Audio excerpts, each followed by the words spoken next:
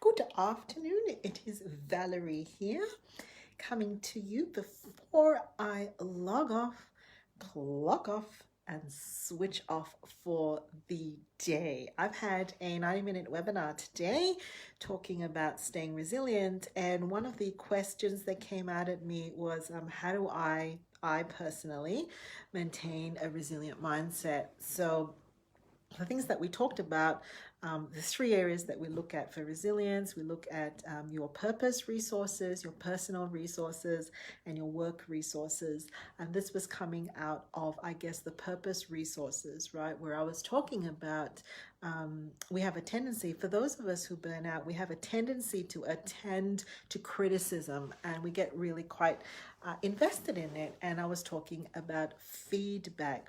So here's the thing, how do you actually maintain a healthy mindset, knowing that you are going to be your worst enemy, your worst critique anyway? And what I had to say was, well, you actually have to know who you're asking feedback from and know the right reasons for asking feedback. As human beings, if we are used to attending to a critical voice, maybe because of the way that we were brought up, and then we just naturally got used to having our own critical voice for ourselves, we may have a tendency to seek confirmatory bias, meaning we will look for people whom we are trying to win over, whom we're trying to please, really for the wrong reasons, that confirms our critical bias, right? We will tend to be drawn to people that are tougher on us, who are probably more aloof, who are avoiding us, or who have in the past given us critical feedback that hasn't been fair or objective or for our building up. And we may actually then seek to pursue those people to continue to give us feedback in a way of a confirming bias, but also because we just may know none the wiser, stuck in a kind of a prison loop. So if you're going to ask for feedback, you've got to know who to ask feedback from, and you've got to have the right reasons for asking feedback. Who to ask? They're the people that you admire, who already have a track record with you of giving you objective feedback that includes encouragement and positive input, as well as things that you can do that are constructive. They're the sort of people that give you feedback that isn't personal, that hasn't got to do with you having to change your whole person. For example, if someone said to me that I needed to give up being visionary or being innovative, that's like a criticism of me. Like I'd have to give up myself. If, however, someone said to me whom I trusted, who has a tendency to give me objective feedback in your innovation, think about how you're going to be practical. Think about how you're going to budget for that. You think about how you're going to bring people along without making them feel anxious.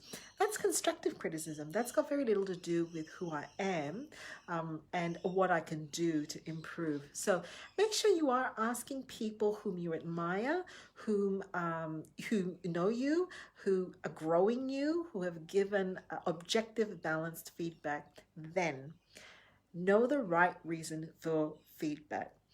Don't seek feedback because that's just another way for you to confirm your negative view of yourself.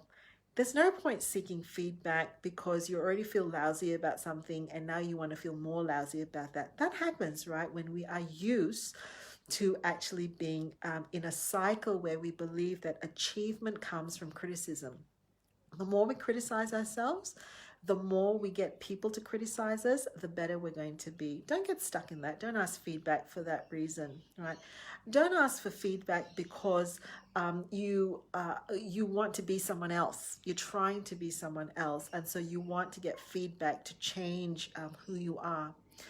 Ask for feedback when you have come to peace and acceptance that you are human and that there are some areas that you're being goal directed and you want to get towards that goal and you need some feedback of how you're going to get there. For example, if you're looking for ways that you can improve the webinar that you've just delivered, and you've got a couple of criteria that you're working on, presentation, visibility, the technical side of it, your clarity, your concepts, whether it drilled and was it practical enough, Have some criteria for what you're looking for feedback for that is goal directed. Goal directed can also be for your own personal growth. If you've come to a personal recognition that there are some areas that you're trying to grow in, mature in, whether it's a competence or a skill or a part of your character, like patience, well, then ask specifically for feedback on the behavior and the things that could be seen that worked well or was positive, as well as the areas that can be worked on to enhance or improve or to grow, right? So be very clear when you're asking for feedback. The thing that I said today was, how do I keep myself in a healthy mindset? Basically, by knowing who to ask feedback from and knowing what feedback I'm looking for, and being very, very clear the difference of just confirming my own critical mindset and seeking other more critical people to confirm that, versus actually having an objective, clear view of what I'm trying to grow in and where I'm trying to actually problem solve and rectify towards an outcome. All right, time to go. Bye.